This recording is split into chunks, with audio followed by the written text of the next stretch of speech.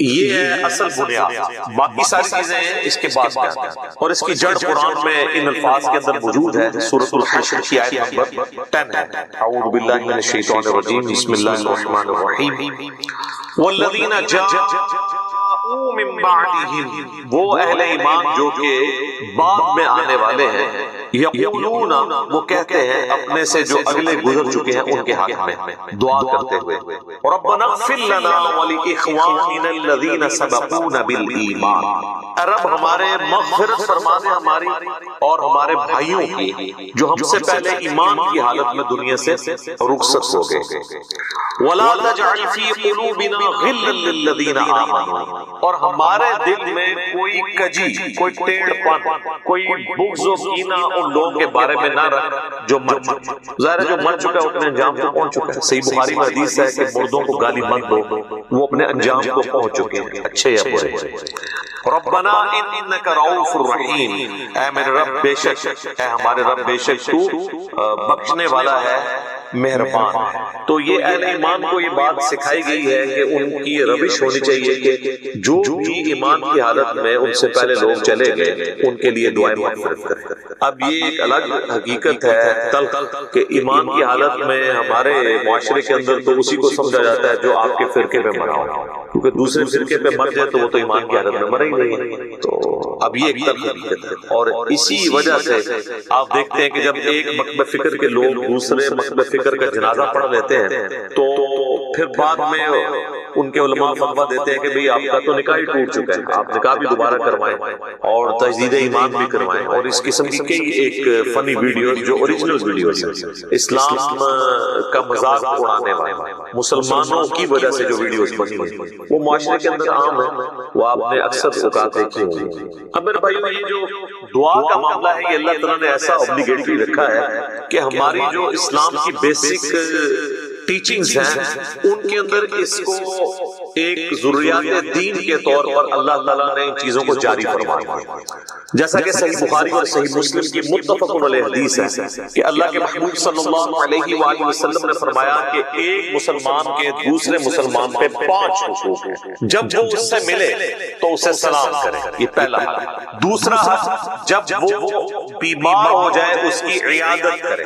تیسرا حق، جب وہ مر جائے تو اس کی نماز جنازہ پڑھے، تو ظاہر ہے نماز جنازہ میں دعا مانگے گا مرے ہوئے کے لیے۔ چوتھا حق، جب وہ دعوت دے تو اس کی دعوت کو قبول کرے۔ اور 5واں حق یہ ہے کہ جب وہ چھینک کے جواب میں الحمدللہ کہے تو آپ اس کے جواب میں کہیں یرحمک اللہ، اللہ تعالیٰ تجھ پر رحم فرمائے۔ تو یہ 5 بنیادی حقوق ہیں جس میں تیسرا ایک مسلمان کی نماز جنازہ پڑھنا ہے، اور نماز جنازہ میں ظاہر ہے کہ دعا اللہ تعالیٰ نے اس کے اندر بلٹ ان رکھ دی ہے۔ صحیح مسلم میں ایک حدیث ہے کہ اللہ کے محبوب صلی اللہ علیہ وآلہ وسلم نے فرمایا کہ جس کے جنازے میں 40 ایسے لوگ شریک ہوں جو اللہ تعالیٰ کے ساتھ شرک نہ کرتے ہوں تو اللہ تعالیٰ 40 لوگوں کی شفاعت اس میت کے حق میں قبول و منظور فرما دے گا، یعنی اس کی مغفرت فرما دے گا۔ تو یہ بہت بڑی فضیلت ہے۔ تو یہ بھی مرے ہوئے بندے کو زندہ لوگوں کی طرف سے پہنچنے والی ایک نفع مند چیز ہے، آپ اسے اصالِ ثواب کہہ لیں، آپ اس کو دعائے مغفرت کہہ لیں، کوئی بھی۔ نماز جنازہ میں ہم جو دعا مانگتے ہیں، ویسے تو کئی دعائیں رپورٹ ہوئی ہیں، سب سے مشہور دعا وہ ہے جو جامع ترمذی کے اندر ہے، سنن نبی داؤد کے اندر ہے، سنن ابن ماجہ کے اندر ہے، اور مشکات المصابیح کے اندر بھی موجود ہے۔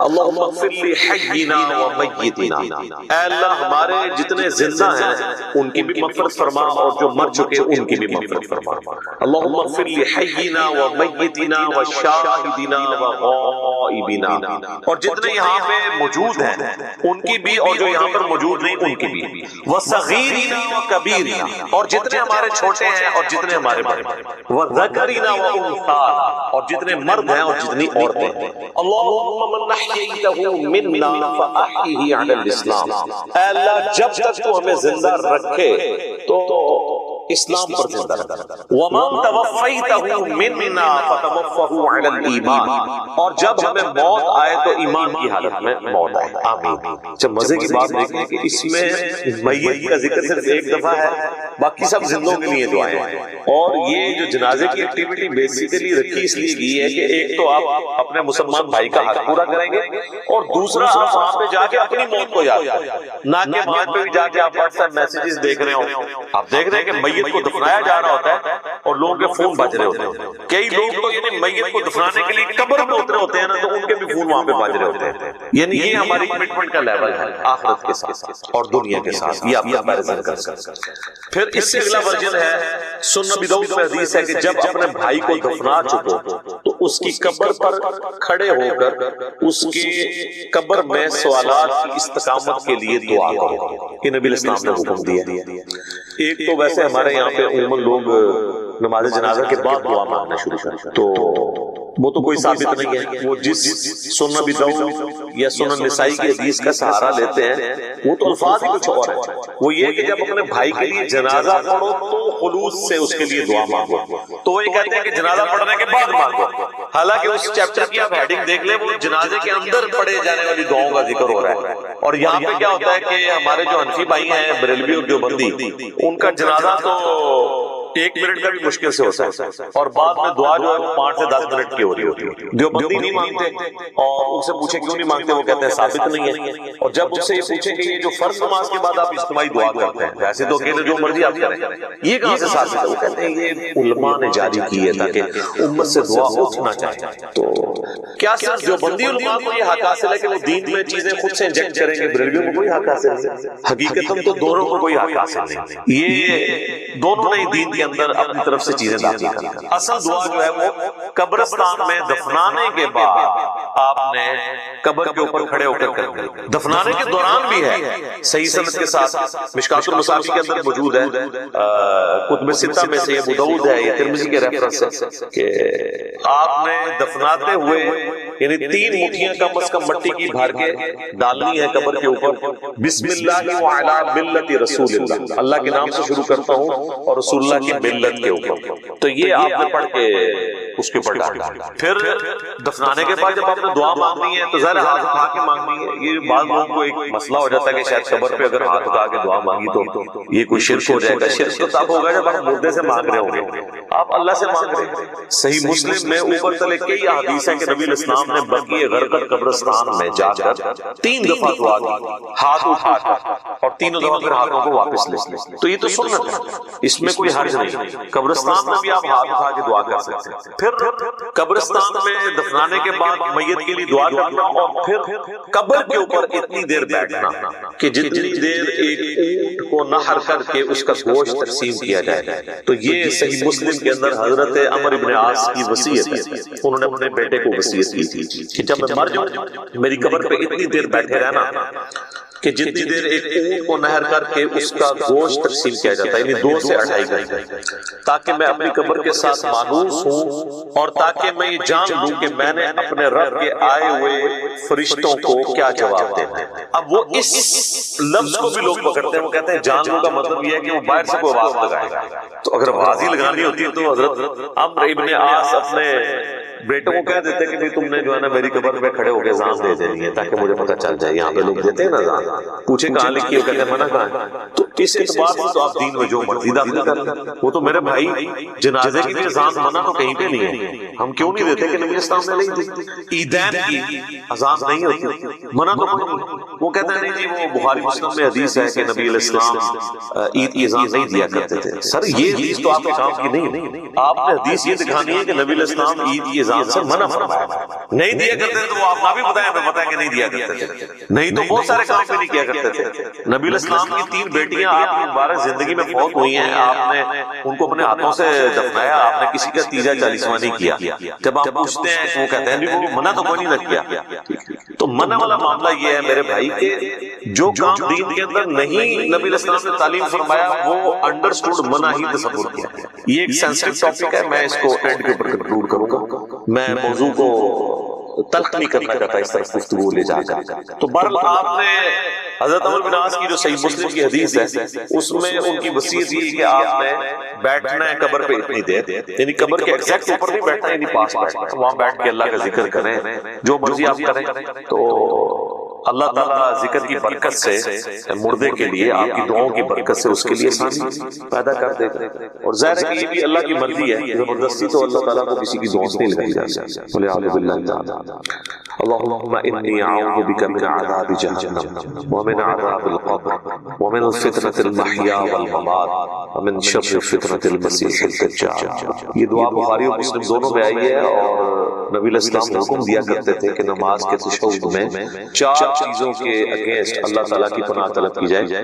اللہم انی اعوذ بک من عذاب جہنم ومن عذاب القبر ومن فتنة المحیا والممات من شر فتنة المسیح الدجال۔ اے اللہ میں جہنم کے عذاب سے تیری پناہ مانگتا ہوں، قبر کے عذاب سے تیری پناہ مانگتا ہوں، زندگی اور موت کے فتنے کے اگینسٹ تیری پناہ مانگتا ہوں، اور جھوٹے مسیح دجال مسیح کے فتنے سے تیری پناہ مانگتا ہوں، آمین۔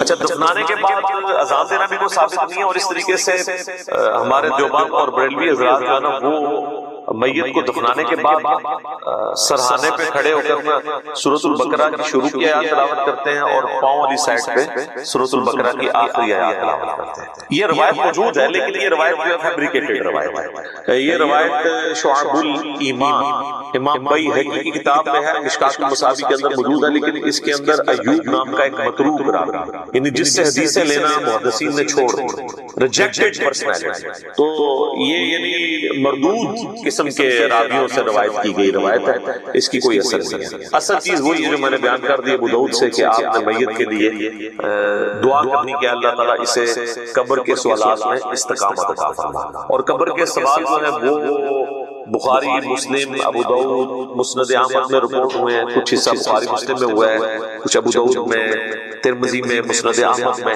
پہلا سوال ہوگا من ربک، تیرا رب کون ہے؟ دوسرا سوال ہوگا ما دینک، تیرا دین کیا ہے؟ تیسرا سوال ہوگا، ترمذی میں تو الفاظ ہے من نبیک، تیرا نبی کون ہے؟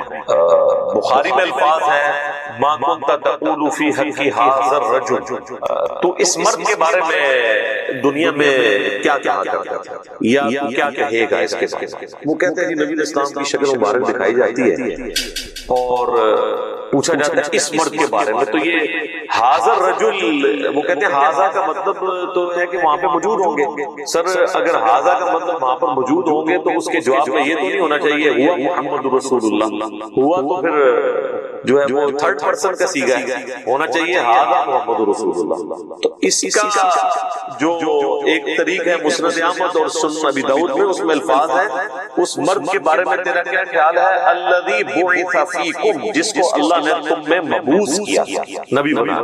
یہ نہیں کہ یہ جو قبر میں آپ کے سامنے ہے یا جو قبر میں تصویر دکھائی جاتی ہے، یہ بالکل جھوٹی بات۔ تو یہ 3 سوالات، اور ایک چوتھا سوال ہے جو میں نے ایکسپلور کیا تھا، جس کی وجہ سے کافی ہنگامہ کھڑا ہوا کہ قبر میں 3 نہیں 4 سوال ہوتے۔ وہ چوتھا سوال جو ہے وہ مؤمن کے لیے اور منافق کے لیے ڈیفرنٹ ہوتا ہے۔ وہ بخاری میں بھی ہے، سنن ابی داؤد کے اندر بھی۔ مؤمن جو ہے وہ تینوں سوالات کے جواب دیتا ہے، تو فرشتے چوتھا سوال کرتے ہیں کہ تجھے کیسے پتا چلا؟ تو کہتا ہے کہ میں نے اللہ کی کتاب پڑھی اور نبی علیہ السلام کے نبی ہونے کی تصدیق کی۔ تو اللہ کی کتاب اگر پڑھی نہیں ہوگی تو تصدیق کیسے کریں گے؟ یہ کتاب پڑھیں گے تو آپ تصدیق کریں گے۔ تو اور منافق کہتا ہے ہائی ہاتا لا ادری، ہائے افسوس مجھے کچھ پتا نہیں، مجھے کچھ پتا نہیں۔ تو فرشتے اس کو کہتے ہیں کہ تو نے خود پڑھ کر سیکھنے کی، سمجھنے کی کوشش کیوں نہیں کی، یا کسی ایسے شخص سے پڑھنے کی کوشش کیوں نہیں کی جسے ان چیزوں کا پتہ تھا؟ دونوں معنی درست۔ تو جب تک آپ خود اللہ کو سیریسلی لیں گے آپ سچائی تک پہنچ گے۔ تو اس لیے میں نے کہا تھا قبر میں 3 نہیں 4 سوال، اور چوتھا سوال جو ہے وہ تمام سوالات کی جان ہے۔ اگر زندگی میں پتہ چل جائے تو پہلے 3 سوالوں کا جواب کے لیے تیار ہونا آپ کے لیے آسان ہوگا، ادروائز تو مشکل ہو جائے گا۔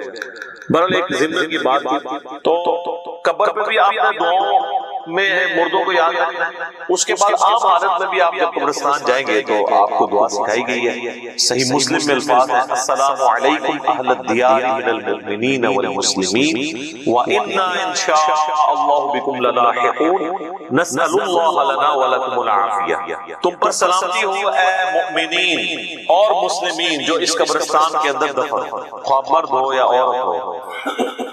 السلام علیکم اہل الدیار من المؤمنین والمسلمین وإنا ان شاء اللہ بکم للاحقون. اور اللہ نے چاہا تو ہم بھی ان قریب تمہارے ساتھ آ کے ملنے والے ہیں، ہمیں بھی مرنا ہے. اور پھر سات الفاظ ہے کہ ہم تم سے تمہارے لیے اور اپنے لیے اللہ کے حضور عافیت کا نسأل اللہ لنا ولکم العافیہ. ہم اللہ سے سوال کرتے ہیں تمہارے لیے اور اپنے لیے عافیت. یہ دعا ہے. تھوڑے بہت الفاظ کے فرق کے ساتھ صحیح مسلم میں اور دعائیں بھی ہیں، بلکہ یہ سب سے آسان دعا یاد رکھنی بھی آسان ہے. ایک دعا ہے جامع ترمذی کے اندر السلام علیکم یا اہل القبور. وہ روایت اصول محدثین پہ ضعیف ہے، اصل دعا ہی ہے. بلکہ صحیح مسلم میں ایک حدیث ہے، عائشہ کہتی ہے کہ نبی علیہ السلام ایک دفعہ میرے ساتھ بستر پہ لیٹے تھے تو تھوڑی دیر بعد آپ نے یہ محسوس کیا کہ میں سو گئی ہوں، تو آپ علیہ السلام چپکے سے اپنے بستر سے نکلے اور بقیع غرقد مدینے کے قبرستان کی طرف چلے گئے. تو کہتی ہے میں بھی نا جاسوسی کرنے کے لیے پیچھے کسی اور بیوی کے پاس نہ چلے جائیں. میں بھی نکلی اور میں نے حضور علیہ السلام کو دیکھا کہ آپ بقیع قبرستان میں یوں ہاتھ اٹھا کے دعا کر رہے ہیں. 3 دفعہ اپنے ہاتھ اٹھا کے دعا کی اور اپنے ہاتھوں کو واپس کیا. تو وہ کہتی ہے میں جلدی جلدی بھاگتی بھی واپس آئی، آ کے بستر پہ لیٹ گئی اور یہ یعنی میں نے ایکٹ کرنے کی کوشش کی کہ میں تو یہاں سے گئی نہیں تھی، لیکن سانس پھولا ہوتا، سانس تو نہیں کو روک سکتا. وہ بزرگ ہیں جو 12 دن تک وضو روک کے رکھتے ہیں، تو چونکہ جھوٹ ہوتا ہے نا، تو کہتے ہیں کہ میرا سانس پھولا ہوا تھا. نبی علیہ السلام جب واپس آئے تو انہوں نے سیدہ عائشہ سے فرمایا کہ تو میرے پیچھے آئی تھی اور اگر تم مجھے نہیں بتاؤ گی نا تمام غائب کا جاننے والا تو مجھے بتا ہی جائے گا. علم غیب بھی کلیئر کر دیا. آپ نے نہیں کہا کہ مجھے تو پتہ ہے میں تو حاضر و ناظر ہوں، ان کا مجھے اللہ کو خبر دے دے.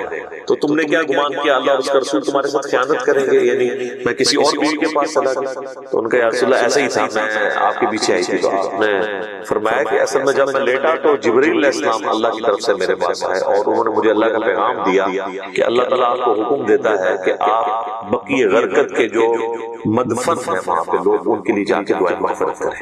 اچھا وہ دعائیں مغفرت تو آپ وہاں بھی بیٹھ کے کر سکتے تھے. اس سے پتہ چلے کہ قبرستان جا کے دعائیں مغفرت کرنا یہ چیز پسندیدہ ہے اللہ تعالیٰ کو. اور پھر نبی علیہ السلام سے دعا کروانا یہ امت کی تعلیم کے لیے بھی تھا. تو نبی علیہ السلام نے وہاں پہ دعا، آپ کی دعا کی برکت کا حصہ ہم لوگوں کو نصیب ہوا. تو اس سے یہ پتہ چلا کہ آپ قبرستان جا کے آپ ہاتھ اٹھا کے بھی دعا کریں گے، رات کے وقت بھی جا سکتے ہیں. اور صحیح مسلم الفاظ ہے، عائشہ کہتی ہیں کہ نبی علیہ السلام اکثر بقیع غرقد قبرستان چلے جایا کرتے تھے دعا کرنے کے لیے قبرستان میں. تو یہ نبی صلی اللہ علیہ وسلم کی سنت ہے. باقی ہاتھ اٹھا کے دعا کرنا فرض نماز کے بعد بھی اپنی انڈیویجول دعا کر سکتے ہیں، اس کے لیے کوئی ممانعت نہیں. ابو داؤد میں تو روایت کمزور ہے لیکن المستدرک للحاکم میں صحیح سند سے ہے کہ تمہارا رب سخی ہے، کریم ہے، حیا فرماتا ہے ایسے شخص سے جو اس کے حضور ہاتھ اٹھا کے دعا کرتا ہے کہ اسے محروم لوٹائے. ہاتھ اٹھا کے دعا کرنا اللہ تعالیٰ کو بغیر ہاتھ اٹھائے دعا کرنے سے زیادہ محبوب ہے. اور دعا کے بعد چہرے پہ ہاتھ پھیرنا بھی سنت ہے، بلکہ امت یہ وہ سنت ہے جو واقعی سنت ہے، جو اجماع اور عملی تواتر سے ٹرانسفر ہوئی ہے. اور الادب المفرد امام بخاری کی کتاب کے اندر صحیح بخاری کی سند کے اوپر یہ حدیث موجود ہے کہ حضرت عبداللہ ابن زبیر اور حضرت عبداللہ ابن عمر یہ دعا کے بعد اپنے چہرے پر ہاتھ پھیرا کرتے ہیں. نبی اسلام کے حوالے سے بھی ملتا ہے، ابو داؤد میں رہا ہے، روایت کمزور ہے. اس لیے شیخ زبیر صاحب نے مشکات کے فٹ نوٹ پہ اس روایت کے اوپر ضعیف کا حکم لگا کے ساتھ الادب المفرد کی روایت لکھ دی کہ یہ روایت درست ہے. ویسے بھی امت کا اجماع اس کے لیے حدیثوں کی تو ہمیں حاجت نہیں ہے. امت کا اجماع اور عملی تواتر سنت سے چہرے پہ ہاتھ پھیرنے کو ٹرانسفر کرنا. لہذا چند ایک علماء عرب کا اسے بدعت کہنا ان کے کم علمی کی نشانی ہے اور ایک تنگ نظری کی نشانی ہے. اوورال یہاں پہ بھی جو اہل حدیث ہیں وہ چہرے پہ ہاتھ پھیرنے کے قائل ہیں. میں ضمن ساتھ چھوٹے چھوٹے مسائل بتا دیتا ہوں تاکہ آسانی ہو جائے. تو آپ نے چہرے پہ ہاتھ بھی پھیرنے. اس طریقے سے صحیح مسلم میں حدیث ہے کہ نبی علیہ السلام اپنی والدہ کی قبر پر گئے آلموسٹ آپ سمجھ لیں اپنی والدہ کی وفات کے 50 سال، کیونکہ یہ فتح مکہ کے بعد کی بات ہے، 50 سال تقریباً گزر چکے تھے، اور آپ علیہ السلام قبر پہ گئے اور آپ روئے، اور آپ کو دیکھ کے آپ کے ساتھی بھی اصحاب بھی روئے، اور پھر آپ علیہ السلام نے فرمایا میں تمہیں قبروں پہ جانے سے منع کیا کرتا تھا۔ ظاہر نئی قوم بت پرستی سے پھری تھی تو اس لیے نبی علیہ السلام احتیاط کرتے تھے۔ اب میں تمہیں حکم دیتا ہوں کہ قبروں پہ جایا کرو، کیونکہ یہ موت کو یاد دلاتا ہے، لیکن یہ قبروں پہ جانا ہے، مزارات کے اوپر، مزارات پہ تو سیلفیاں ہوتی ہیں اور بہت کچھ ہوتا ہے جس کا دین سے کوئی تعلق نہیں۔ جہاں پہ اللہ اور اس کے محبوب صلی اللہ علیہ وآلہ وسلم کی نافرمانی کے کام ہوتے ہیں وہاں پہ آپ نے جانا بھی نہیں۔ سنن ابی داؤد میں حدیث ہے کہ ایک صحابی نے کہا کہ میں نے منت مانی ہے کہ میں اونٹ قربان کروں گا مقام بوانا پہ جا کے، بعض روایتوں میں ہے کہ سو، تو نبی علیہ السلام نے فرمایا کہ دیکھنا وہاں پر زمانہ جاہلیت میں کسی بت کی پرستش تو نہیں ہوتی تھی اس زمانے میں، اب نہیں، اگر اس زمانے میں بھی ہوتی تھی نا تو نہیں جانا، یا وہاں پر کوئی زمانہ جاہلیت میں میلہ تو نہیں لگا کرتا تھا۔ انہوں نے دونوں چیزیں جب رسول اللہ کو کنفرم کی تو آپ صلی اللہ علیہ وآلہ وسلم نے پھر ان کو اجازت دی کہ تم کرو۔ پھر آپ علیہ السلام نے فرمایا کہ ایسی منت نہ پوری کرو جو تمہیں یعنی عاجز کر، اس طرح کی منت نہ مانو، اور اگر مانی ہے تو اس کو منت کو پورا نہ کرو، اور اللہ کی نافرمانی میں بھی منت نہ مانو، اور جو اللہ کی نافرمانی میں ہوگی آپ نے اس کا کفارہ بھی نہیں دینا ہوگا۔ جیسے میرا بیٹا ہوا تو اس کی چٹکیاں فلاں دربار پہ جا کے منواؤں گا، تو اب یہ ساری منت اس کو توڑ بھی دیں، توڑنا واجب ہے اور کفارہ نہیں۔ اگر کوئی صحیح کوئی منت مانی تھی تو آپ اس کا کفارہ ادا کریں گے۔ ویسے ہوتا کچھ نہیں ہے، بخاری مسلم میں حدیث ہے کہ منت ماننے سے کنجوس کا مال نکل جاتا ہے، یہ مصیبت کو نہیں ڈالتا۔ تو بہرحال یہ ہے کہ آپ نے منت کا پھر کفارہ وہی ہے جو بخاری مسلم میں ہے کہ منت توڑنے کا کفارہ وہی ہے جو قسم توڑنے کا کفارہ سورۃ المائدہ کی آیت نمبر 89 میں، کہ ایک غلام آزاد کریں یا 10 مساکین کو کھانا کھلائیں یا 10 مساکین کو کپڑے لے کر دیں، اور اگر کوئی غریب ہے تو 3 مسلسل روزے رکھیں۔ تو اس طرح کی منتیں آپ نے پوری نہیں کرنی۔ بہرحال نبی علیہ السلام نے اپنی والدہ کی قبر پہ جا کے یہ امت کو میسج دیا کہ آپ نے قبروں کو لاوارث نہیں چھوڑنا، قبروں پہ جانا ہے، قبروں پہ جا کے عبرت حاصل کرنی ہے، اور قبروں پہ جا کے ان قبر والوں سے نہیں مانگنا بلکہ ان کے لیے دعا کرنی ہے کہ اللہ تعالیٰ ان کی مغفرت کر کے سامان کرے، کیونکہ وہ ہماری دعاؤں کے محتاج ہیں جو قبرستان میں دفن ہے، کیونکہ وہ تو ہم اپنے اعمال آگے نہیں بڑھا سکتے۔ تو جو ہم پیچھے بچ گئے ہماری ذمہ داری ہے ہم ان کے لیے جا کے دعائے مغفرت والا معاملہ کریں۔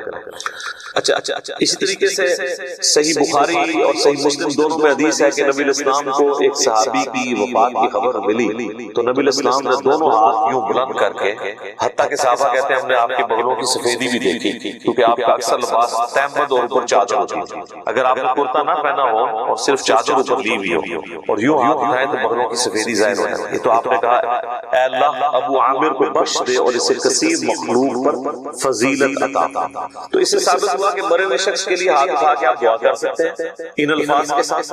اور ایک اور حدیث ہے صحیح مسلم کے اندر، ام سلمہ کہتی ہے کہ جب میرے خامن فوت ہوئے ابو سلمہ تو نبی رسول اللہ ہمارے گھر تشریف لائے تو آپ صلی اللہ علیہ وآلہ وسلم نے ہمیں صبر کی تلقین کی، اور آپ علیہ السلام نے پھر ابو سلمہ کے لیے دعا کی کہ اللہ اسے بخش دے اور اسے اپنے ہدایت یافتہ لوگوں میں بلند درجہ عطا فرما، اور اے اللہ اس کے جو پیچھے لوگ بچ گئے ان پہ تو خلیفہ ہو جا، یعنی اس کی کمپنسیشن تو فرما، اور اے اللہ اس کی قبر کو نور سے دو۔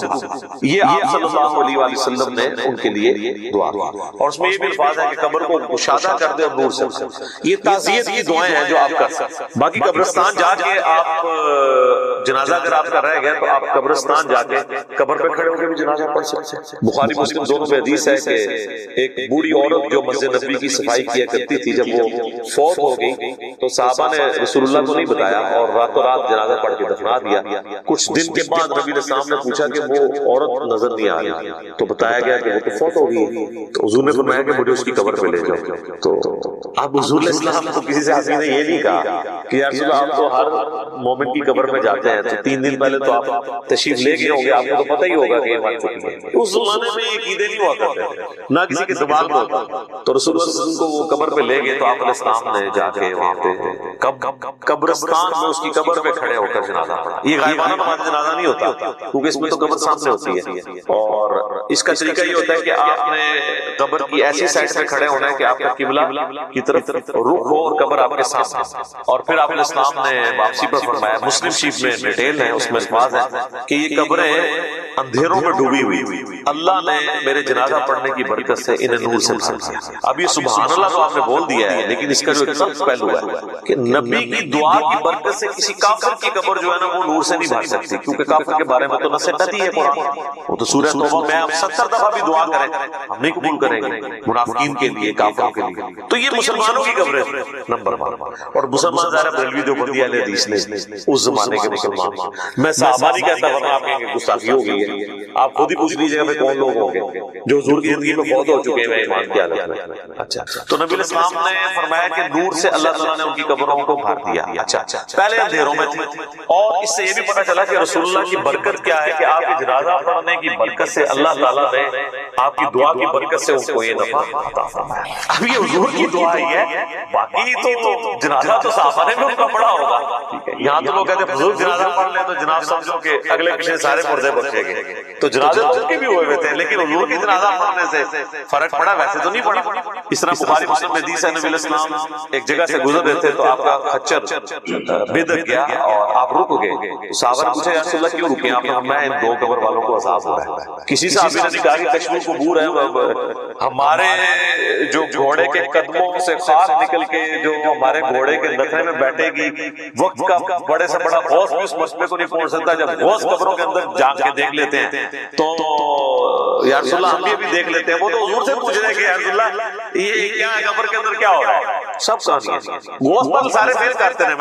میرا میکینیکل انجینئرنگ کا فارمولا کو غوث پڑھ کے نا دیکھ کے میں لکھ کے دینا لکھ کے انہوں دیکھ کے پڑھ کے دستے زبانی میں بڑی دور دی گل ہے, اور میں سے کر پڑھ کے بتا دیں سمجھا تو مجھے پتا ہے کہ وہ سچا ہی نہیں ہے جب تک اس نے انجینئرنگ نہیں کی ہوگی. اور ان کا تو دعویٰ ہے نا کہ اللہ کو تو انجینئرنگ آتی ہے نا کہ اللہ ان کو سکھاتا ہے تو پھر سکھاتا ہے. سب کہانیاں بنائی ہیں انہوں نے. تو نبی اسلام نے فرمایا کہ ایک پیشاب کے چھینٹوں سے نہیں بچتا تھا, دوسرا چغلی کھایا کرتا تھا. پھر آپ علیہ السلام نے ایک ٹہنی درخت کی توڑی, اس کے 2 حصے کیے اور اسے لگا دیا دونوں قبروں پہ. آپ نے فرمایا جب تک یہ ہری رہے گی نا ان کے عذاب میں تخفیف ہوگی. اب یہ حضور کی حالت کی برکت لوگوں نے پھر آگے ضرب تقسیمیں لگا دی کہ جی وہ ٹہنیاں جو اللہ کا ذکر کریں گی اور ذکر کرنے کی برکت سے یہ ہوگا. اور سب ٹہنیاں لگانے سے کیا ہونا ہے, وہ رسول اللہ کے مبارک ہاتھوں کی برکت. اور اسی کو پھر ایکسٹراپولیٹ کیا نا انہوں نے قبروں پہ جو پھول ڈالتے ہیں. تو پھر آپ پھول نہ ڈالیں, جو نبی اسلام نے کیا وہی کام کریں. آپ ضرور ٹہنی لگائیں, اور یہاں پہ لوگ لگا بھی دیتے ہیں دفناتے وقت سرانے سائڈ کے اوپر, تو آپ سنت کے اوپر اسی سنت کے اوپر عمل کریں. تو آپ نے فرمایا ایک پیشاب سے چھینٹوں سے نہیں بچتا تھا اور ایک چغلی کھایا کرتا تھا. بظاہر ایک دیکھنے میں معمولی سے گناہ ہے, لیکن ان کا عذاب یہ یعنی ان کو دیکھنا پڑا. تو نبی صلی اللہ علیہ وسلم کے اس عمل کی برکت سے ان تک یہ نفع پہنچا. یہ تو حضور کی برکات ہے. تو بعض لوگ یعنی نبی اسلام کے قبرستان جنازہ پڑھنے سے غائبانہ نماز جنازہ کی طرف جاتے ہیں. غائبانہ نماز جنازہ یہ نہیں ہے, صحیح بخاری میں موجود ہے. نبی اسلام نے نجاشی کا نماز جنازہ غائبانہ پڑھا اور آپ کو اللہ تعالیٰ نے وحی کے ذریعے بتایا, تو آپ نے فرمایا کہ تمہارا بھائی جو ہے وہ نجاشی فوت ہو گیا, تو اس کے لیے 4 تکبیریں کہیں. تو امام بخاری نے اس میں باب بھی باندھا کہ غائبانہ نماز جنازہ کا جواز. امام بخاری کو پتا تھا یہ نجاشی کی خصوصیت ہے, کیونکہ نجاشی کی تو وہ حیثیت نہیں تھی جو رسول اللہ کے اور اصحاب کی تھی. حضور کے نزدیک سب سے لاڈلے صاحب, جن میں ٹاپ آف دی لسٹ حضرت زید بن حارثہ, جن کا نام قرآن میں ہے سورۃ الاحزاب, حضور کے منہ بولے بیٹے, اور وہ جنگ موطا میں شہید ہوئے. تو بخاری کے الفاظ ہیں, آپ مدینہ شریف میں رو رہے ہیں کہ میرے زید کو شہید کر دیا گیا, میرے جعفر کو شہید کر دیا گیا, عبداللہ بن رواحہ کو شہید کر دیا گیا, اور پھر مسلمان اللہ کی تلواروں میں سے ایک تلوار یعنی خالد بن ولید پر متفق ہوئے, تو وہ اپنی فوج بچا کے واپس لانے میں کامیاب ہو گئے رومن امپائر کے لیے. لیکن نبی اسلام نے ان کا کوئی نہیں کہا کہ اٹھو تو زید پہ نماز جنازہ غائبانہ پڑھے. تو یہ غائبانہ نماز جنازہ کیٹاسٹرافک کنڈیشن میں اگر کوئی کفر کی سرزمین میں مر گیا ہے اور وہاں پہ اس کا کوئی یعنی نماز جنازہ پڑھنے والا نہیں ہے, تو آپ یہاں پہ ضرور پڑھیں. یہاں تو ایک شہر میں مرتا ہے ہزاروں کا جنازہ ہوتا ہے, دوسرے شہر میں اس کا غائبانہ پڑھ رہے ہوتے ہیں, اور اس کا پڑھ رہے ہوتے ہیں جو ذرا امیر ہوتا ہے, جس نے زیادہ فنڈ دیا ہوتا ہے. غریب آدمی کے لیے کہتے ہیں دعا, امیر آدمی کے لیے غائبانہ نماز جنازہ. ٹھیک ہے, تو نہ آپ کی دعاؤں سے تو فرق پڑ رہا ہے نہ نماز جنازوں سے, کیونکہ آپ کو سب کی دنیا داری کے لیے کر رہے ہیں. یہ جو ایٹیچیوڈ ہے پھر اس کے اوپر چندے اکٹھے کرنا, آپ پتہ نا ہمارے تو ایک بہت بڑی جماعت تھی جس نے غائبانہ نماز جنازہ کو ایک ایکٹیویٹی بنا کے اس طرح پریزنٹ کیا, اور یعنی حال چال مچا کے اور اس پر چندے اکٹھے. تو یہ بھی ایک یعنی لوگوں کی جیبیں ہتھیانے کا ایک ذریعہ بنا ہے. حالانکہ مردے کے لیے دعا کرنی ہے کہ اللہ تعالیٰ اس کے لیے کوئی آسانی والا معاملہ فرمائے. تو نبی صلی اللہ علیہ وسلم نے دعا کے حوالے سے جو چیزیں تعلیم فرمائی ہیں, میں نے کوشش کی ہے کہ آپ تک پہنچیں, کہ آپ نے دعا کرنی ہے جب کوئی شخص مر جاتا ہے اس کے لیے دعا کرنی ہے جنازے کی شکل میں, پھر قبرستان میں جا کے دعا کرنی ہے, اس کی قبر پہ کھڑے ہو کے, اس کے بعد قبر پہ بیٹھے رہنا ہے اتنی دیر, 2-2.5 گھنٹے جتنی دیر اونٹ نہر کر کے اس کا گوشت تقسیم کیا جاتا ہے, چند لوگ بیٹھ گئے. اس کے بعد بھی وقتاً فوقتاً جب قبرستان جانا ہے اس کے لیے دعا کرنی ہے, اور قبرستان نہ بھی جائیں اپنی نمازوں کے اندر آپ نے دعا کرنی ہے اس کے لیے. تو وہ کہتی ہیں ہاں غلط. تو آپ اس موقع پہ بدلا نہ, خاموشی کیا جب آپ کہیں کہ مجھے حق ملے, اور اگر نہ بھی ملے حق, اللہ کے حضور ثواب تو پکا ہے, ان اللہ مع الصابرین. اس وجہ سے پھر جھگڑے ختم ہوتے ہیں. دوسری کیا بات ہے ان کی, وظیفہ کاروبار کی برکت کے لیے, رزق میں برکت کے لیے. تو بخاری مسلم میں حدیث ہے جو شخص یہ چاہتا ہے کہ اس کا عمر دراز کر دی جائے اور رزق کھول دیا جائے تو رشتہ داروں کے ساتھ اس نے سلوک کرے, اور یہ اکثر لوگ نہیں کر رہے ہوتے, اور رشتہ داروں کو بھی سمجھ رہے ہوتے ہیں کہ وہ چاچے دیتے, مامے دیتے, تائے دیتے. نہ, پہلے نمبر پر ماں باپ, بیوی بچے اور بہن بھائی, یہ ہے اصل میں رشتہ دار. باقی وہ دور کے رشتہ دار ہے, تایا زاد, پھوپھی زاد, چاچا زاد, یہ دور کے رشتہ دار ہے. جو آپ کے قریبی رشتہ دار قرآن میں ہے نا وہ آپ کے بہن بھائی, ماں باپ, بیوی بچے. ٹھیک ہو گیا, اور ماں باپ میں ظاہر ہے دادی دادا نانی نانا بھی شامل ہیں. ٹھیک ہو گیا, ان کے ساتھ اس نے سلوک کریں. باقی وظائف میں یوٹیوب پہ کلپ لاکھوں لوگ دیکھ چکے ہیں, 5 لاکھ سے زیادہ لوگ دیکھ چکے ہیں. مصیبت اور پریشانی سے بچنے کے 3 وظائف میں نے احادیث کی روشنی میں بتایا. لا الہ الا انت سبحانک انی کنت من الظالمین, حسبنا اللہ ونعم الوکیل, اور یا حی یا قیوم برحمتک استغیث. یہ 3 وظیفے ایک ایک بار پڑھیں, دروشی پڑھ کے اللہ سے دعا کریں, اور دعا بھی بتا دی, اللہم ربنا آتنا فی الدنیا حسنہ وفی الآخرۃ حسنہ وقنا عذاب النار. دنیا کی ہر پریشانی کے لیے یہ ایک ہی دعا ہے. ٹھیک ہو گیا, اس میں میرا ایک کلپ ہے, دی بیسٹ دعا کون سی ہے. بخاری مسلم کے الفاظ ہیں, یہاں پہ لکھے بھی ہوں گے کہ صحیح بخاری کے الفاظ موجود ہیں. بخاری میں 6389, مسلم میں 6840. انس بن مالک کہتے ہیں کہ نبی علیہ السلام کوئی اور دعا کرے یا نہ کرے, ہمیشہ یہ دعا ضرور کرتے تھے, باقی دعائیں چھوڑ بھی دیتے تھے, یہ دعا نہیں چھوڑتے. اللہم ربنا آتنا فی الدنیا حسنہ وفی الآخرۃ حسنہ وقنا عذاب النار. اس میں جو مولویوں نے لگا لیا نا وقنا عذاب القبر, یہ سب بدعت. آخرت میں سب کچھ شامل ہے. بخاری مسلم کے الفاظ ہیں جو مر گیا اس کی آخرت قائم ہو گئی. دنیا میں ساری دنیا کی مصیبتیں اس میں قبر ہو گئی, اور آخرت میں عذاب قبر ہو, برزخ ہو, پل صراط ہو, میزان عمل ہو, سب کی سب چیزیں آخرت دونوں قبر. اور یہ دعا اتنی زبردست ہے کہ مسلم میں الفاظ ہیں, صحیح مسلم میں حدیث ہے, مشکات میں بھی آپ کو دعا والے چیپٹر میں مل جائے گی. نبی علیہ السلام ایک صحابی کی عیادت کے لیے گئے, اور حدیث کے الفاظ ہیں وہ چڑیا کی طرح سوکھ کے پتلا ہو چکا ہوا. آپ صلی اللہ علیہ وسلم نے اس کی جب یہ حالت دیکھی نا, وہ آپ کو فرمایا تو اللہ سے کیا مانگتا ہے. اس نے کہا رسول اللہ, میں اللہ سے ایک ہی دعا کرتا ہوں کہ اللہ جو تو نے مجھے آخرت میں عذاب دینا ہے نا, دنیا بھی دے دے. استغفر اللہ و اتوب الیہ. یہ اکثر لوگ کیا بھی دیتے ہیں, منو اللہ نے سنتا ہی دوزخ ہے, انشاءاللہ تو ہم دوزخ کی سوٹے گا, کیونکہ بخاری مسلم کے الفاظ ہیں میں اپنے بندے کے گمان کے قریب ہوں. میں ہمیشہ اللہ سے یہ گمان کرتا ہوں کہ انشاءاللہ مجھے اللہ بلا حساب و کتاب بخش دے گا انشاءاللہ. میں حساب و کتاب کے قابل ہی نہیں ہوں, تو میں اللہ سے یہی امید رکھتا ہوں, لیکن خالی کھلی امید نہیں, کوشش بھی کرتا ہوں. بخاری مسلم کے الفاظ ہیں, بعض کوئی اپنے اعمال کی بنیاد پہ جنت میں نہیں جائے گا جب تک اللہ کی رحمت نہ ہو. ایک صحابی نے جرأت کر کے پوچھا, یا رسول اللہ آپ؟ فرمایا ہاں, مجھے بھی جب تک میرے رب کی رحمت ڈھانپ نہ لے میں بھی جنت میں نہیں داخل ہو سکتا. رحمت الگ سے ضرورت ہے, اعمال. تو مسلم کے الفاظ آپ نے پوچھا تو اللہ سے کیا مانگتا ہے, تو کہا یا رسول اللہ میں کہتا ہوں جو آخرت میں عذاب دینا ہے دنیا میں. آپ سبحان اللہ, یا حرامگی میں کہا کرتے تھے اللہ پاک ہے غلطیوں سے، یعنی تو اتنی بڑی غلطی کر رہا ہے، اوے کیا تم اس چیز کا اہل ہو سکتا ہے کہ اس دنیا میں بھی اللہ کا عذاب برداشت کرے؟ اور تجھے تو اللہ سے مانگنا چاہیے تھا ربنا آتنا فی الدنیا حسنہ وفی الآخرۃ حسنۃ وقنا عذاب النار۔ صحابہ کہتے ہیں اس نے یہ دعا کی تو دنوں ہی میں اس کی صحت واپس آ گئی، بالکل جیسے مردہ زندہ ہوتا ہے نا وہ ٹھیک ہو۔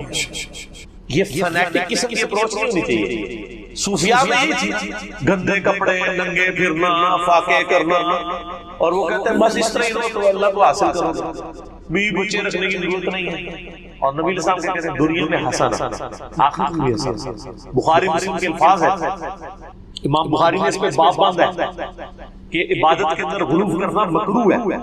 اور مجھے یاد ہے جب میں بریلوی تھا، میں اپنے بریلوی علماء کے پاس یہ حدیثیں لے کے جاتا تھا کہ یہ صوفیات کس قسم کے دین پہ عمل کرتے رہے، نبی علیہ السلام کی تو یہ تعلیمات ہی نہیں ہے، تو کہتے ہیں نہیں حدیثوں کو نہ پڑھا کریں آپ۔ تو ان کو پتا تھا کہ علمی کتابی نہ ہو، یہ ٹنی سے سنی نہ بن جائے، اور اللہ کے بندے سے بن گئے الحمدللہ، سنی بن گئے، صحیح والے سنی، کتاب و سنت والے سن سنا کے سنی۔ تو بخاری مسلم میں الفاظ ہے، یہ حدیث آپ کو کتاب و سنت کو مضبوطی سے پکڑنے والا چیپٹر مشکات کا اس میں مل جائے گی، اور بخاری میں نکاح والے چیپٹر کے شروع میں آپ کو حدیث ملے گی، بخاری مسلم دونوں میں۔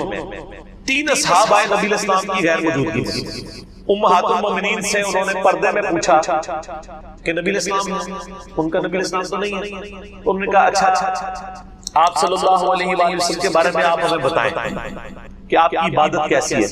تو امہات المومنین نے بتایا کہ آپ صلی اللہ علیہ وآلہ وسلم ایک نارمل انسان ہے، آپ نفلی روزے رکھتے بھی ہیں، نہیں بھی رکھتے ہیں، رات کو عبادت بھی کرتے ہیں اور سو بھی جاتے ہیں اور اپنی بیویوں کے پاس بھی جاتے ہیں۔ تو ان تینوں نے کہا کہ نبی وہ سمجھ رہے تھے حضور پوری رات ہی نفل پڑھتے رہتے ہیں، اے تہاڈے بزرگ ہی نے جھوٹ مارنا نے 40 سال تک عشاء کے وضو سے فجر کی نماز، اپنے بڑے پا کے رکھو، خدا کا نام ہے اگر یہ آپ نے بزرگوں کی بزرگی بچانی ہے تو یہ جھوٹ بولنا چھوڑے، یہ حرام ہے اس طرح کرنا کہ کوئی رات پوری رات جاگا رہے۔ بخاری مسلم دو حدیث ہے، عبداللہ بن عمر بن عاص کے باپ عمر بن عاص نے شکایت کی کہ عبداللہ بن عمر بن عاص کی بیوی نے مجھے شکایت کی ہے کہ یا رسول اللہ میرا بیٹا اپنی بیوی کے پاس نہیں جاتا، پوری رات نمازیں پڑھتا ہے۔ آپ نے عبداللہ بن عمر بن عاص کو بلا کے ڈانٹا اور آپ نے فرمایا اے عبداللہ تیری بیوی کا بھی تجھ پہ حق ہے، تیرے جسم کا بھی تجھ پہ حق ہے، ٹھیک ہے، تیرے خاندان کا بھی تجھ پہ حق ہے، اگر روزانہ رات کو جاگے گا تو تیری آنکھیں اندھی ہو جائیں گی، رات کو آرام بھی کیا کر، اپنی بیوی کے پاس بھی جایا کر۔ اور یہاں تذکرۃ الاولیاء پڑھے کہ صوفیاء کے بارے میں ملتا ہے کہ وہ نمک کا سرما لگایا کرتے تھے تاکہ رات کو عبادت کریں، لوگ سبحان اللہ اللہ لگائے۔ حضور سے اپنے صحابی کو کہہ رہے ہیں رات کو جاگنا نہیں اندھا ہو جائے گا، سویا کر اور تھوڑی سی عبادت بھی کیا کر۔ تو آٹھے بار میں کہتے ہیں عشاء کے وضو سے فجر کی نماز پڑھتے سر، وہ میرا پتہ کس نے پڑھتے سر، فجر داخل ہونی ہے 5 بجے، 4:55 بجے عشاء پڑھتے سر، 5 بجے فجر راتی گھراٹے ہی مارتے سر۔ میں تو پوچھ لو ہاں اگر کرتے ہیں پھر ٹھیک ہے، ورنہ دوسرے معنی ان کی بزرگی کو نہیں بچتی۔ تو بخاری مسلم کے الفاظ ہیں، جب وہ 3 صحابہ یہ بات کر جب سنی نا تو انہوں نے کہا کہ حضور تو بخشے بخشائے ہیں نا، ایک نے کہا میں پوری رات عبادت کروں گا، دوسرے نے کہا کہ میں روزانہ روزہ رکھوں گا، تیسرے نے کہا کہ میں تو تمہاروں میں شادی نہیں کروں گا، اللہ نہیں کرے گا۔ یہ بات کر کے چلے گئے، نبی صلی اللہ علیہ وسلم واپس آئے تو آپ کی ازواج نے بتایا کہ اس نے 3 بندے آپ کو پوچھنے آئے تھے، جاتے جاتے یہ کر کے گئے۔ آپ صلی اللہ علیہ وسلم اتنے جلال میں آئے، آپ نے کہا کہ بلاؤ انہیں، پھاڑ کے لے آؤ۔ آپ نے ان کو ڈانٹتے ہوئے فرمایا اللہ کی قسم میں تم سے زیادہ اللہ کا خوف رکھتا ہوں۔ اس جملے کا مطلب پتہ کیا تھا کہ تسی بہتے نہیں پڑھتے ہو، یہ مطلب۔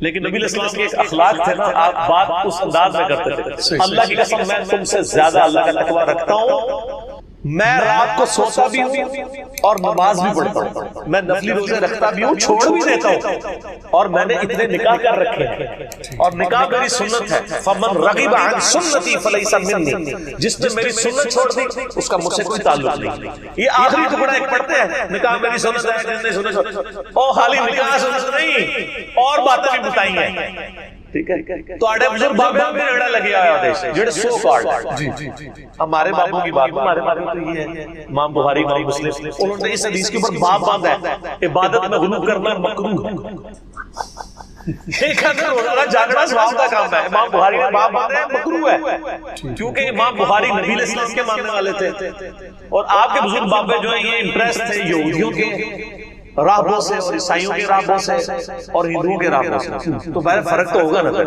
ایک اللہ کے نبی کا ماننے والا ہوگا ایک پنڈتوں کے سے امپریس ہوگا تو فرق تو ہوگا. اس لیے ہم کہتے ہیں کہ کہہ دیں نہ میں وابی نہ میں بابی, میں ہوں مسلم علمی کتابی. بل یہ جتنی بھی آفات ہیں ان کے اوپر مسلمان کا ایٹیچیوڈ یہ ہونا چاہیے جو قرآن پاک میں اللہ تعالیٰ نے سورۃ البقرہ میں ایک ڈیسٹنی ہماری طے کر دی ہے. وَلَنَبْلُوَنَّكُمْ بِشَيْءٍ مِّنَ الْخَوْفِ وَالْجُوعِ وَنَقْصٍ مِّنَ الْأَمْوَالِ وَالْأَنفُسِ وَالثَّمَرَاتِ, ہم ضرور تمہیں آزمائیں گے خوف کے ذریعے, بھوک کے ذریعے, جان اور مال میں نقص کے ذریعے. اور پھر دیکھیں گے کہ اہل ایمان کا ایٹیچیوڈ کیا ہے. وہ اللہ تعالیٰ نے خود ہی بتا دیا ہے کہ جب بھی انہیں کوئی مصیبت پہنچتی ہے تو وہ کہتے ہیں اِنَّا لِلَّهِ وَإِنَّا إِلَيْهِ رَاجِعُونَ, بے شک ہم بھی اللہ ہی کے لیے اسی کی طرف سے آئے ہیں, اسی کی طرف لوٹ جائیں گے. تو یہ جو مصیبت آئی ہے اس کا بھی اینڈ ہو جانا ہے. دنیا میں ہر چیز کو موت ہے, مصیبت کو بھی تو موت ہے. ایٹ لیسٹ مصیبت کو اس دن تو موت آ جانی ہے جس دن انسان خود مر جائے. اگر کوئی شخص کسی لاعلاج مرض کے اندر مبتلا ہے, کینسر کے مرض کے اندر مبتلا ہے یا اس کے ڈائلسس ہوتے ہیں اور کوئی ایشو ہے, یہ تکلیف وہ کاٹ رہا ہے لیکن یہ تکلیف اس دن تک ہے جس دن تک اس کی سانسیں چلتی ہیں. جب وہ مر جائے گا تو تکلیف بھی اس کے ساتھ مر جائے گا. یہ اس کا مطلب ہے کہ ہم بھی تو اللہ کی طرف سے آئے ہیں, ہمیں بھی اللہ کی طرف لوٹ جانا ہے. یعنی الٹیمیٹلی یہ تکلیف کا انجام وہی ہوگا جو ہمارا ہے. جب ہم دنیا سے چلے جائیں گے تو خود بخود دنیا کی جو تکلیف ہے وہ ہم سے ختم ہو جائے گی. لیکن اصل مصیبت یہ ہے کہ آخرت میں کیا بنا, یہ نہ ہو کہ دنیا بھی برباد اور آخرت بھی برباد. کیونکہ اللہ تعالیٰ نے فرمایا یوم التغابن, آخرت کا جو دن ہے نا یہ ہار اور جیت کے فیصلے کا دن ہے. جیتا وہ جو اس دن اللہ کے حضور کامیاب ہو گیا, ہارا وہ جو اس دن اللہ کے حضور ناکام ہو گیا. وَلِعَوْذُ بِاللَّهِ تَعَالَى اللهم احسن عاقبتنا في الامور كلها واجرنا من خزي الدنيا وعذاب الاخره. اللهم ربنا آتنا في الدنيا حسنه وفي الاخره حسنه وقنا عذاب النار. آمین. تو تکلیف مسلمان کا ایٹیچیوڈ یہی ہونا چاہیے. اور ایک مجھے ضمن دعا یاد آ گئی, صحیح مسلم میں ہے. ام سلمہ کہتی ہے کہ جب میرے خامن فوت ہوئے, ابو سلمہ بڑے نیک صحابی, تو وہ کہتی ہیں بڑی تکلیف میں تھی اور اس تکلیف کے عالم میں مجھے رسول اللہ صلی اللہ علیہ وآلہ وسلم کی تعلیم کردہ ایک دعا یاد آ گئی کہ اللہ کے محبوب صلی اللہ علیہ وآلہ وسلم نے فرمایا تھا کہ جو کوئی شخص مصیبت اور پریشانی میں یہ دعا مانگ لے تو اللہ تعالیٰ اسے اس غم میں بہتر نعم البدل عطا فرما دیتا ہے. دعا کے الفاظ بھی اسی طرح ہے انا للہ وانا الیہ راجعون. یہ تو وہی حصہ ہو گیا جو سورۃ البقرہ میں ہے. اس کے بعد اگلے الفاظ ہیں اللہم اجرنی فی مصیبتی واخلف لی خیرا منہا. یہ جھٹکے سے پڑھنا ہے اللہم اجرنی, کیونکہ آگے حمزہ آ رہا ہے تو میم کو جھٹکے سے پڑھنا ہے. فی مصیبتی واخلف لی خیرا منہا, اے اللہ اس مصیبت میں مجھے اجر عطا فرما اور مجھے اس سے بہتر نعم البدل عطا فرما. ظاہر اللہ تعالیٰ نعم البدل عطا فرما سکتا. تو وہ کہتی ہیں کہ یہ دعا تو میں نے پڑھی لیکن میں دل میں سوچتی تھی کہ میرے خامد جیسا تو کوئی رسول اللہ کے ساتھیوں میں ہے ہی نہیں ہے, مجھے اللہ تعالیٰ کس طرح کمپنسیٹ کرے گا. تو وہ کہتی ہیں جب میرے عدت کے دن پورے ہوئے تو رسول اللہ صلی اللہ علیہ وآلہ وسلم نے بنفس نفیس کو پیغام نکاح بھجوا دیا اور وہ ہماری ماں بن گئی ام المؤمنین سیدہ ام سلمہ سلام اللہ علیہ. اور یہ رسول اللہ کی بیویوں میں سب سے آخر میں فوت ہوئی ہیں 63 ہجری میں. واقعہ کربلا کے بھی بعد, واقعہ کربلا ان کی زندگی میں ہوا. انہی کے بارے میں وہ مسلم احمد حدیث ہے. انہوں نے کہا تھا کہ عراقیوں پہ اللہ کی لعنت ہو, انہوں نے رسول اللہ کے نواسے کے ساتھ یہ کیا, اللہ تعالیٰ انہیں ذلیل و خوار کرے. ام سلمہ اس وقت زندہ تھی اور ام سلمہ ہی کا بیان ہے الموجب الکبیر طبرانی کے اندر کہ میں نے حسین بن علی کی شہادت پہ جنوں کو نوحہ کرتے ہوئے سنا ہے. خود نوحہ سے مراد افران انڈیا کا نوحہ نہیں, یعنی مصیبت اور پریشانی کے وقت تکلیف کے ساتھ اپنی آواز کو بلند کرنا لیکن اس میں کوئی چیخ و پکار نہ ہو, کوئی غلو پر مبنی الفاظ نہ ہو. ویسے ہمارے علماء اہل سنت حالانکہ یہ نوحہ عربی کا لفظ ہے, وہ ترجمے میں انہوں نے لکھا ہوا ہے کہ میں نے جنوں کے رونے کی آواز سنی. چلیں رونا بھی مان لیں. تو سیدہ ام سلمہ کو اس دعا نے نفع پہنچایا. اس دعا کو میں نے ڈکلیئر کیا ہے کہ مصیبت کی خبر کو خوشی میں بدلنے والی دعا ہے. ظاہر ہے کہ اس وقت انسان محسوس کرتا ہے نا, وہ تو سورۃ البقرہ میں اللہ تعالیٰ نے فرمایا کہ قریب ہے کہ جس چیز سے تم کراہت کرتے ہو اس میں تمہارے لیے خیر چھپی ہوئی ہے. اور قریب ہے کہ جس چیز سے تم محبت کرتے ہو اس کے اندر تمہارے لیے شر چھپا ہوا ہے. اللہ جانتا ہے اور تم نہیں جانتے. یہ اسپیسیفکلی تو جہاد اور قتال کے کانٹیکسٹ میں تھی، لیکن یہ جنرل رول ہے کہ بعض اوقات انسان کو وقتی طور پہ کوئی ایک بڑا صدمہ پہنچتا ہے، لیکن الٹیمیٹلی بعد میں آنے والا وقت بتاتا ہے کہ یہ اس کے لیے خیر ہی تھا.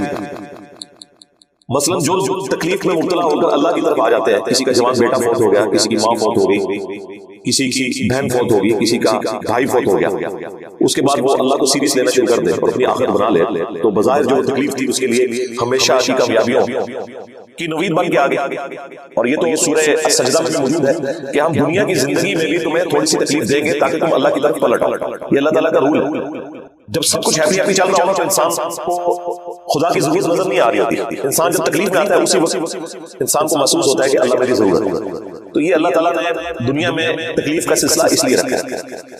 بہرحال بعض اوقات عذاب الہی بھی ہو سکتا ہے، لیکن آج کی ڈیٹ میں وصول کے ساتھ تو ہم کسی بھی ایکٹیویٹی کو عذاب سے تعبیر نہیں کر سکتے. ظاہر ایک غیبی خبر ہے، میں بھی عذاب ہو، میں بھی یہ آزمائش ہو. لہٰذا آج کی ڈیٹ میں جو محتاط رویہ یہی ہے کہ اس قسم کی جتنی بھی تکلیفیں آئیں آپ ان کے لیے کہیں کہ اللہ کی طرف سے آزمائش ہے. ورنہ تو انسان اپنے مخالفین کے لیے سمجھتا ہے کہ ان پہ اللہ کا عذاب آ گیا اور اپنوں کے لیے سمجھتا ہے کہ یہ آزمائش ہے. میرا خیال ہے کہ یہ سب کچھ آزمائش کی کیٹیگری میں ہی فال کرنے میں عافیت ہے، اور اس سے ہمیں لیسن لرن کرنا چاہیے. اس قسم کی جو بڑی اموات ہے وہ پوری انسانیت کے لیے ایک ڈیٹرنس ہے، ایک تنبیہ ہے کہ اس دنیا میں آپ نے ہمیشہ نہیں رہنا. سب نے مر کے اللہ کے حضور پیش ہو. صلی اللہ علیہ وآلہ وسلم رات کو سونے سے پہلے معوذات، آخری 3 صورتیں، 3 پناہ دینے والی صورتیں، قل هو اللہ احد، قل اعوذ برب الفلق اور قل اعوذ برب الناس، 3 دفعہ پڑھ کے اپنے ہاتھوں پہ پھونک کے پورے جسم میں جہاں تک ہاتھ پہنچتا تھا ملتے تھے. ابو داؤد ترمذی میں حدیث ہے کہ یہ 3 صورتیں تمہیں ہر چیز سے کفایت کرتی ہیں. بلکہ مشکات کے اندر آپ کو پورا چیپٹر مل جائے گا سنت اذکار صبح و شام کے دوسری جلد کے اندر. تو وہ آپ ڈاؤن لوڈ کریں، حدیث کی کتاب ہے، اذکار کارڈ آپ کریں. ہم نے تو اب ایک مختصر 5 اذکار کارڈ والا بھی ایک کارڈ، اورنج کارڈ بھی پرنٹ کروایا ہے، فری دیتے ہیں سب کو. پی ڈی ایف اس کا رکھا ہے ہماری ویب سائٹ کے اوپر، ڈاؤن لوڈ کریں، وہ اذکار پڑھیں آپ نے اگر چیزوں سے بچنا ہے. ابو داؤد ترمذی کے اندر حدیث موجود ہے آخری 3 صورتیں تمہیں ہر چیز سے کفایت کر جائیں گے. بخاری مسلم دونوں میں حدیث ہے کہ سورۃ البقرہ کی آخری 2 آیات جو رات کو سونے سے پہلے پڑھ لے ہر چیز سے کفایت کر. المستدرک للحاکم میں سنن سید کبریٰ کے اندر حدیث موجود ہے جو صبح و شام ایک دفعہ آیت الکرسی سورۃ البقرہ کی آیت نمبر 255 اللہ لا الہ الا هو الحی القیوم پڑھ لے تو اللہ تعالیٰ شیاطین اور جنوں کے اگینسٹ اس کی حفاظت کرے گا. ابو داؤد کے اندر حدیث موجود ہے جو صبح ایک دفعہ پڑھ لے لا الہ الا اللہ وحدہ لا شریک لہ لہ الملک ولہ الحمد وہو علی کل شیء قدیر. شام تک اللہ کی طرف سے ایک حفاظتی قلعے میں آ جائے گا، اور شام کے وقت پڑھ لے تو صبح تک حفاظتی قلعے میں آ جائے گا. جامع ترمذی کے اندر حدیث موجود ہے جو صبح و شام 3 دفعہ پڑھ لے بسم اللہ الذی لا یضر مع اسمہ شیء فی الارض ولا فی السماء وہو السمیع العلیم، تو کوئی بھی اسے ناگہانی آفت نہیں پہنچ سکے. صحیح مسلم میں حدیث ہے جو رات کے وقت پڑھ لے 3 دفعہ اعوذ بکلمات اللہ التامات من شر ما خلق، تو کسی بچھو کا ڈنگ، کسی زہریلی چیز کا ڈنگ اسے اثر نہیں کرے گا. لیکن یہ اذکار اس وقت تک کارآمد ہے جب تک کہ یہ ساری چیزیں ناگہانی آفتوں کے لیے. اگر آپ اس کو پڑھنے کے بعد اپنے اوپر خود چیز طاری کریں گے نا تو اللہ کا فضل نہیں بچن لگے. یعنی کوئی کہ جی میں دعا پڑھ کے تو ساکٹ میں 2 انگلیاں دے دوں تو میں بچ جاؤں، انشاءاللہ نہیں بچن لگے. جنازہ ہی پڑھا کے تو یہ جا کے کوبرے کے منہ میں جا کے ہاتھ دے دو، نہیں، وہ آپ نے اپنے اوپر خود تقدیر غالب ناگہانی آفات کے لیے. اس طرح کی چیزیں نہیں ٹلتی، ذہن میں رکھیے. لوگ یہ سمجھتے ہیں کہ میں جو مرضی کروں آپ کو وہ بھی ایک ہو کہ جی منازعے کے دوران جی ایک مسلمان نے جی زہر کا پیالہ پی لیا ہے، وہ گلاس کے اندر جی وہ عیسائیوں سے منازعہ جیت گیا. وہ خدا نہ دے، زہر تو بہت خطرناک چیز ہے. کوئی مجھے تیزاب تھوڑا سا پی کے بتائے اور بچ جائے. زہر کا تو تھوڑے عرصے بعد اثر کا پتہ چلنا ہے نا.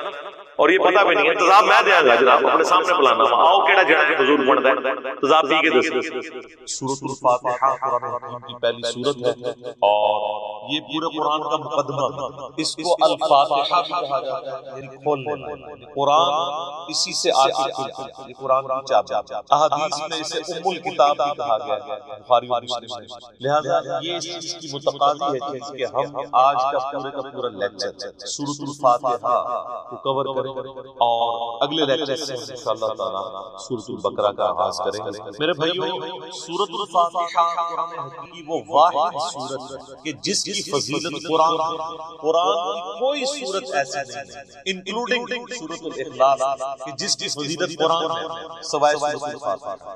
اس لیے فضیلت کے اعتبار سے قرآن حکیم کی سب سے افضل سورۃ الفاتحہ، اس کی سپورٹ میں انشاءاللہ بخاری اور مسلم سے احادیث بھی پیش کروں گا۔ قرآن حکیم میں اللہ تعالیٰ نے سورہ الحجر پارہ نمبر 14 میں آیت نمبر 87 اعوذ باللہ من الشیطان الرجیم بسم اللہ الرحمن الرحیم وَلَقَدْ آتَيْنَاكَ سَبْعًا مِنَ الْمَثَانِي وَالْقُرْآنَ الْعَظِيمَ، اور بے شک اے محبوب صلی اللہ علیہ وآلہ وسلم ہم نے آپ کو عطا فرمائی 7 آیات ایسی جو بار بار پڑھی جاتی ہیں اور قرآن عظیم، یعنی پورے قرآن کا ذکر الگ سے اور ان 7 آیات کا ذکر الگ سے۔ سورۃ الحجر آیت نمبر 87، اور ظاہر ہے بار بار دہرائی جاتی ہے۔ دنیا کا کوئی بھی مسلمان ہو اس کا تعلق کسی بھی مقصد ذکر کے ساتھ ہو، کم از کم 5 نمازوں کی فرض رکعتوں میں 17 دفعہ تو سورۃ الفاتحہ وہ پڑھیں، سنتیں اور نوافل اور وتر اس کے علاوہ کوئی بھی نماز ایسی نہیں ہے جس میں سورۃ الفاتحہ ریپیٹ نہ ہو۔ یہی اس کی فضیلت کے لیے کافی ہے کہ قرآن حکیم جو نماز میں ہم پڑھتے ہیں وہ ہم بدل کے پڑھتے ہیں، لیکن سورۃ الفاتحہ ایسی چیز ہے جو ہر رکعت میں پڑھی جاتی ہے۔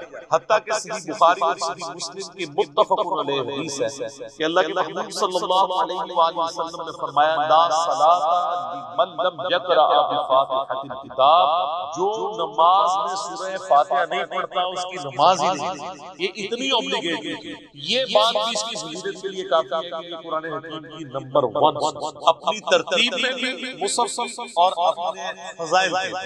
قرآن حکیم کی یہ سب سے عظمت والی سورت ہے، اس کی سپورٹ میں صحیح بخاری میں ایک بڑی مشہور حدیث ہے کہ سیدنا ابو سعید ابن معلہ رضی اللہ تعالی عنہ کہتے ہیں کہ میں ایک دفعہ مسجد نبوی میں نماز پڑھ رہا تھا تو اللہ کے محبوب صلی اللہ علیہ وآلہ وسلم نے مجھے آواز دی، تو میں چونکہ نماز میں مشغول تھا میں نے جامع میں تاخیر کر تھوڑی دیر بعد میں پہنچا تو آپ صلی اللہ علیہ وآلہ وسلم نے فرمایا کہ میں نے تمہیں آواز دی تھی تم کیوں نہیں آئے؟ تو انہوں نے کہا کہ میں نماز پڑھ رہا تھا۔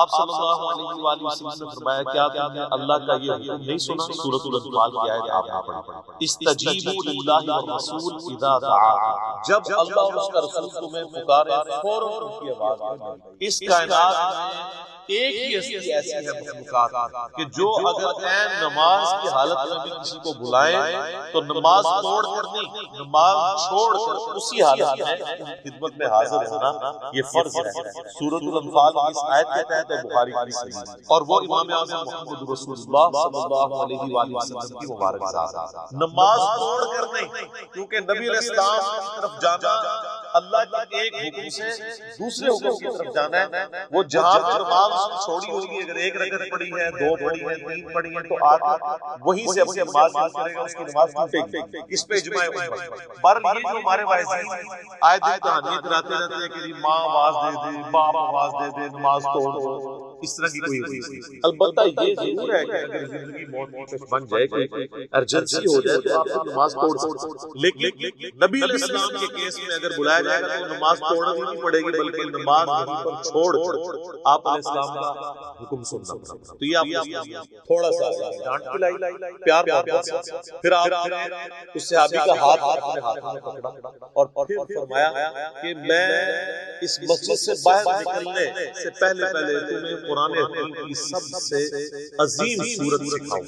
آپ نے اسلام کی عادت تھی کہ آپ تھوڑا سا بھی سختی سے پیش آتے تھے تو پھر اس کے ساتھ دل جوئی بھی تھی۔ آپ ہاتھ پکڑے اور فرمایا کہ میں تمہیں نا ایک تحفہ دوں۔ اسے آپ کہتے ہیں تھوڑی دیر بعد جب ہم مسجد سے باہر نکلے تو مسجد سے نکلتے ہیں میں نے نبی علیہ السلام سے کہا یا رسول اللہ اپنا وعدہ پورا کریں، آپ نے مجھے کہا تھا کہ آپ مجھے قرآن کی سب سے عظیم سورت تعلیم دیں۔ تو آپ علیہ السلام نے فرمایا کہ وہ سورت ہے الحمدللہ رب العالمین، یعنی سورۃ الفاتحہ۔ اور پھر آپ علیہ السلام نے ساتھ ہی یہ سورہ ہجر کی آیت نمبر 87 بھی پڑھی کہ یہ وہ جو قرآن حکیم میں آیا ہے وَلَقَدْ آتَيْنَاكَ سَبْعًا مِنَ الْمَثَانِي وَالْقُرْآنِ الْعَظِيمِ، یہ ہے وہ سورت جو قرآن حکیم میں اللہ نے مجھے عطا کی، جو 7 آیات بار بار دہرائی جاتی ہیں۔ اور پھر آپ اسلام کے بخاری میں الفاظ ہیں یہ ام الکتاب ہے، یہ قرآن کی ماں ہے، قرآن کی جڑ اسی سے پورے قرآن کا درخت ہے۔ فاتحہ بھی ہے، ام الکتاب بھی ہے، اور یہ وہ 7 آیات ہیں جو سورہ ہجر ہے۔ تو سورہ ہجر کی اس آیت کے کانٹیکسٹ میں کتاب التفسیر چیپٹر میں امام بخاری اس حدیث کو لے کر یہ حدیث کافی ہے اس کی۔ اچھا یہ تو سورہ اعظم ہے، قرآن کی آیت بھی ہے جو اعظم ہے، وہ صحیح مسلم میں حدیث ہے۔ ابی بن کعب جن کے بارے میں بخاری مسلم میں آتا ہے کہ 4 جن سے قرآن سیکھے، ان میں ایک عبداللہ بن مسعود ہیں اور ایک ابی بن کعب اور سیدنا سالم ہیں، یہ ان میں سے ایک ہے۔ ابی بن کعب کہتے ہیں کہ نبی علیہ السلام نے مجھ سے ایک دن پوچھا کہ جانتے ہو کہ قرآن کی سب سے اعظم آیت کون سی؟ ان کا یا رسول اللہ صلی اللہ علیہ وآلہ وسلم میرے اندازے کے مطابق قرآن حکیم کی سب سے عظیم آیت اللہ لا الہ الا هو الحی، آیت الکرسی، سورہ بقرہ کی آیت نمبر 25۔ تو آپ علیہ السلام نے اپنا ہاتھ ان کے سینے پہ مارا محبت کے ساتھ اور فرمایا ابو منذر تمہیں یہ علم مبارک، یعنی نبی علیہ السلام نے ان کے علم کے اوپر ان کی تحسین فرمائی کہ تمہیں میرے بتائے بغیر صحیح اندازہ لگایا کہ قرآن حکیم کی سب سے اعظم سورت جو آیت ہے وہ آیت الکرسی۔ بخاری شریف سے چلا کہ سب سے اعظم سورت سورۃ الفاتحہ ہے، مسلم شریف سے پتہ چلا سب سے اعظم آیت الکرسی۔ اس سے یہ بات بھی کلیئر ہوگی کہ جو لوگ کہتے ہیں نا وہ احادیث میں ہے سواد اعظم سب سے بڑا گروہ جو ہے اس کو پکڑ لینا، اور وہ سب سے بڑا گروہ ہر ملک میں ڈفرینٹ ہوتا ہے، یعنی آپ بنگلہ دیش میں جائیں گے تو وہاں سب سے بڑا گروہ دیوبندی ہے، پاکستان میں سب سے بڑا گروہ بریلوی ہے، سعودیہ میں چلے جائیں گے اہل حدیث بڑا گروہ ہے، ایران میں چلے جائیں گے شیعہ بڑا بڑا۔ تو وہاں اعظم سے مراد تعداد میں بڑا نہیں ہے، عظمت میں بڑا، ورنہ سورۃ الفاتحہ کی 7 آیات ہیں اور سورہ بقرہ کی 286، تو وہ ہونی چاہیے تھی سورہ اعظم۔ اور آیت الکرسی سے بھی لمبی ایک آیت جو ہے وہ آیت دین جو ہے سورہ بقرہ کے اندر، تو یہ عظمت۔ اچھا میرے بھائیو صحیح مسلم میں ایک اور حدیث ہے، ابن عباس رضی اللہ تعالیٰ عنہ کہتے ہیں کہ نبی علیہ السلام کے پاس ایک دفعہ جبرائیل علیہ السلام بیٹھے ہوئے تھے، ظاہر صحابہ نے نہیں دیکھا، آپ علیہ السلام نے دیکھا، تو اچانک ایک آواز بہت زوردار سنائی، یہ صحیح مسلم کی۔ تو حضرت جبرائیل علیہ السلام نے نگاہ اٹھا کے اوپر دیکھا اور کہا یا رسول اللہ آج آسمان کا ایک ایسا دروازہ کھلا ہے جو آج سے پہلے کبھی، اور اس دروازے سے ایک فرشتہ زمین پر اترا، اتنے میں وہ فرشتہ حاضر ہوا نبی اسلام کی خدمت میں۔ تو حضرت جبرائیل نے کہا کہ یا رسول اللہ یہ وہ فرشتہ ہے، یہ آج سے پہلے دنیا میں کبھی نہیں آیا، اور وہ دروازہ بھی آج سے پہلے، اور یہ فرشتہ آپ کو سلام اور اللہ کا یہ پیغام لے کر آیا ہے آپ کو بشارت ہو 2 ایسے نوروں جو آپ سے پہلے کسی پیغمبر تھے، ان میں سے پہلی چیز سورۃ الفاتحہ ہے اور دوسری چیز سورہ البقرہ کی آخری 2 آیات آمن الرسول بما انزل الیہ من ربہ۔ تو سورۃ الفاتحہ وہ نور ہے جو کسی پیغمبر کو نہیں دیا گیا سوائے محمد صلی اللہ علیہ وآلہ وسلم۔ اچھا صحیح بخاری میں حدیث بیان کی کہ سورہ اعظم ہے قرآن کی، اس کے تحت یہ بات بالکل کلیئر ہو گئی کہ نبی علیہ السلام نے سورۃ الفاتحہ کو جو تعلیم فرمایا اس کا آغاز کیا الحمدللہ رب العالمین۔ تو اس میں واضح اشارہ موجود ہے کہ بسم اللہ الرحمن الرحیم سورہ فاتحہ کا حصہ نہیں ہے، قرآن کا حصہ ہے، وہ تو ہر سورت کے آغاز میں بسم اللہ ہے سوائے سورہ التوبہ، اور سورہ نمل کے اندر آیت ہے انہ من سلیمان وانہ بسم اللہ الرحمن الرحیم۔ لیکن جو سورتوں کے آغاز میں بسم اللہ لکھی جاتی جاتی ہے یہ سورت کا حصہ نہیں، قرآن کا حصہ ہے۔ تو چونکہ نبی علیہ السلام نے اس میں فرمایا الحمدللہ رب العالمین، تو اگر آپ علیہ السلام نے اس سورت کو تعلیم فرمانا ہوتا اس اعتبار سے کہ بسم اللہ اس کا حصہ ہوتی تو آپ فرماتے کہ وہ سورت ہے بسم اللہ الرحمن الرحیم الحمدللہ رب العالمین۔ تو یہ اس بات کو تقویت دیتی ہے کہ بسم اللہ سورۃ فاتحہ کا حصہ ہے، لیکن نماز میں ہم پڑھتے ہیں، ہم ساتھ پڑھیں گے لیکن حصہ نہیں۔ البتہ مسلمانوں میں اہل حدیث مسئلہ فکر اور امام شافعی کے جو مقلدین ہیں ان کا موقف ہے کہ بسم اللہ سورۃ فاتحہ کا حصہ ہے۔ اہل تشیع کا بھی یہی موقف، اسی لیے آپ جب شیعہ کے چھپے ہوئے قرآن دیکھیں گے اور اہل حدیثوں سے، اب یہ میرے ہاتھ میں قرآن ہے، یہ سعودیہ سے چھپا ہوا ہے، یہ اہل حدیث کا ہے، اس میں بھی بسم اللہ الرحمن الرحیم کو پہلی آیت ہے اور الحمدللہ رب العالمین کی دوسری آیت۔ امام حنیفہ رحمہ اللہ تعالی اور کئی ایک ائمہ کا موقف ہے کہ سورۃ فاتحہ کا حصہ نہیں۔ میرے نزدیک امام حنیفہ رحمہ اللہ کا موقف